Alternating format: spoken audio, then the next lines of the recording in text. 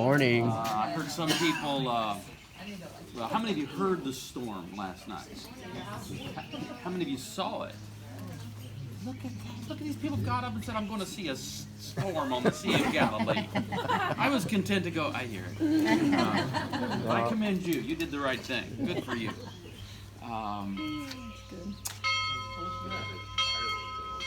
that before you speak every time? I love church bells. Ring them bells. Ring them bells, you heathen, from the city that dreams. Peter's primacy. What does primacy mean? Yeah, most important, top, leader, superlative. John chapter 20, the last two verses. Now Jesus did many other signs in the presence of his disciples, which are not written in this book. But these are written so that you may come to believe that Jesus is the Messiah, the Son of God, and that through believing you may have life in his name. What a wonderful conclusion to John's gospel. And that's what it is. I'll read it again. I mean, this is the conclusion of a gospel. Now Jesus did many other signs in the presence of his disciples, which are not written in this book. But these are written so that you may come to believe that Jesus is the Messiah, the Son of God, and that through believing you may have life in his name. The end. That's John chapter 20, verses 30 and 31. Anybody know how many chapters are in the book of John? 20. 21. Oh, that's right. Because later, there's an addendum, an epilogue.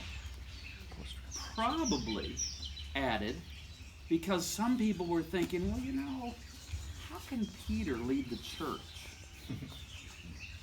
I mean, he struck out 3 times. I don't know him. I swear I don't know him. So, can the church be led by a failure? That's what John 21 is about. Well, it's about a lot of other things too, but it's certainly about that. I've asked my good friend, Pastor Joe Beach, Joe the pastor, I've asked Joe to bring us a meditation on John 21. So I'm going to hand this over, and I have to do a little something right down there, but I'll be back.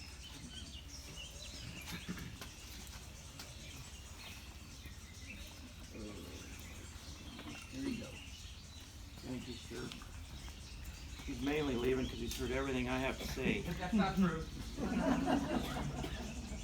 And I don't know how this works. Does it go on your head? Yeah. That'll work. Is that where it goes? Or on your neck, whichever you like. Unfortunately, so has Amazing Grace Church people, my bus, have heard me talk about this place many, many, many times. So you all know that it's my favorite place. Have I already used that word this week? Yeah. But this really is my favorite place. There's a picture down there of Christ restoring, forgiving, reinstating Peter. I'll take a picture of it again and make it my phone backdrop for the rest of the week. It's one of my favorite places. Peter is kind of our patron saint in one sense because he's the patron saint of regular people who get it wrong. Yesterday, the first beatitude, Brian translated, "Blessed are those who are poor at being spiritual." It's for us. We suck at this. It's for people who aren't very good at being good. It's for just regular weak people with regular weak faith. Have you ever felt like you had weak faith? You get distracted. We wonder if you love Jesus very much or enough. Well, that's what this story is about. It's for us. You know, Pastor Brian just mentioned that Peter's denial, and that all happened after the Last Supper. At the Last Supper, Jesus said, "Peter, you're going to deny me," and first he said, "Someone's going to deny me," and then Peter said, "Well, you can bet it's not me." Peter was very good at saying whatever was on his mind, doing whatever he thought, thinking whatever he wanted to think, saying whatever came to his mind. he was a lot like us. He had faith, but it was sometimes weak and confused and out of order sometimes. But anyway, he said, Jesus, not me. I will never let you down. I will die for you. In fact, I love you more than all these guys. One of these might fail you, but not me, because I love you more than these. And Jesus said, Peter, Peter, Peter, not only will you deny me, you're going to deny me this evening, tonight. Before the rooster crows in the morning, you'll deny me 3 times. And Peter, of course, did that. He went out and Jesus gets arrested, and Peter's sitting there by a charcoal fire, John says. By a charcoal fire, Peter was warming himself. And they started asking him, don't you know Jesus? Nope, never met the guy.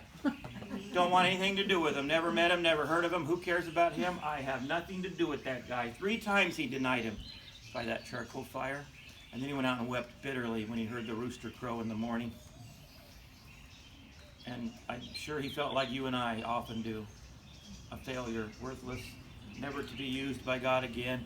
Just an embarrassment to the kingdom of God. Finally, he just said, I'm going fishing. I don't know what else to do. All I've ever done. 7 of the disciples went with him. They just went out there. John was with him. A lot of the other guys, and they're out fishing all night. In the morning, they didn't catch a thing. And they see a man on the beach. And like Pastor Brian said, they often didn't recognize him after the resurrection. They look over there. Of course, John likes to brag about himself. Did you notice that? He goes, I recognized him. And I said, I think it's Jesus. And Peter said, it says when Peter heard John say this, he just put his coat on and jumped in. That's kind of backwards. But John, again, being the kind of guy he is, said later they caught 153 fish. Who counts the fish? Men do. Men measure them and count them. Anyway, Peter goes flying over there, and he goes up to Jesus, and Jesus says to him and all of them, sit down here by this charcoal fire. Only mentioned twice in the Bible. I think it's highly significant. Yeah. I think John knew exactly what he was doing. Twice that word is mentioned in the Bible, charcoal fire. So Jesus says, why don't you sit right here by me, Peter, by this charcoal fire? I'm going to ask you 3 questions. Do you really love me more than all of these? Ouch. Peter knew exactly what Jesus was getting at by that charcoal fire. Do you really love me more than all of these, Peter?